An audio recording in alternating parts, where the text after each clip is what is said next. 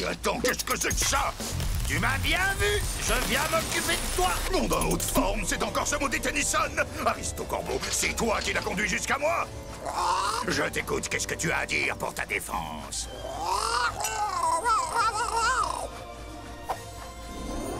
Oh, comment oses-tu? Reviens ici immédiatement, espèce de sac à plumes inutile! Ah, je n'ai pas besoin de toi de toute façon. Je vais me charger de Tennyson et de sa technologie moderne infernale tout seul! Je n'ai jamais vu de tracé comme cela. Qu'est-ce que ça veut dire? Ça veut dire que l'activité sismique est étrangement régulière et systématique. Donc les secousses ne sont pas d'origine naturelle? Mais le pire, c'est que la pression monte dans le sous-sol. Normalement, elle devrait s'évacuer par le geyser, mais quelque chose l'en empêche. Et cette chose pourrait réveiller le supervolcan? Le pays tout entier risque d'être dévasté. Il faut qu'on prévienne Ben.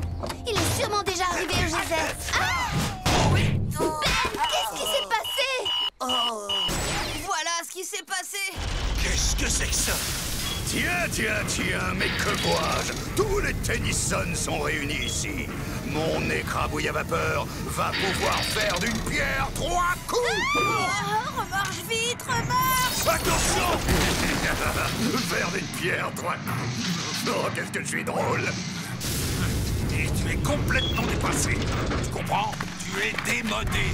Toi, tu as pu éviter mon coup de poing, mais les deux autres ne pourront peut-être pas. Je te tiens. Oh. Tout le monde va bien? Tout ça, c'était la faute de Steve Smith. Peu importe qui est le coupable, il ne faut pas s'en prendre à la nature. Si les calculs de tout à l'heure sont justes, ces secousses pourraient non seulement détruire le parc, mais aussi priver toute la côte ouest d'électricité. Ah! Il n'y aurait plus de nature? Oh, il n'y aurait plus de jeux vidéo. On ne peut pas le laisser faire. Oh, le robot de Smith peut me traîner comme un vieux chiffon. Comment est-ce que je pourrais le battre? Tu ne peux pas déranger la nature, mais tu peux faire équipe avec elle. Si tu peux coincer Smith dans une flaque de boue, grand-père et moi, on aura le temps de désactiver le générateur de vapeur. Mais comment le conduire jusqu'à une flaque? Aristo Corbeau est de retour. Il est revenu pour nous espionner. Hein? Waouh! J'ai l'impression que l'équipe Tennyson a une nouvelle mascotte. Mais que se passe-t-il enfin?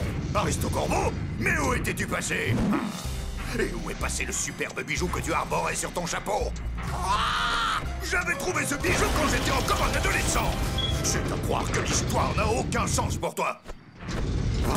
Je ne sais pas ce qui te prend aujourd'hui, oiseau de malheur, mais je suis prêt à pardonner tes erreurs de jugement. Reviens à mes côtés et nous retournerons ensemble à mon smicérateur. Dites-quoi? Est-ce que tu essaies de me faire une blague, Aristo Corbeau? Gentil petit oiseau. Mais que fais-tu avec Tennyson? Oh, vous savez ce que c'est? Il traîne avec son nouveau meilleur ami. Oh, tu n'es qu'un sale traître, tu n'es qu'un félon! Il est là! Il ne reste qu'à trouver l'interrupteur. Facile, non? Je t'ai élevé depuis que tu es sorti de l'œuf, Aristo Corbeau. Et c'est comme ça que tu m'en remercies!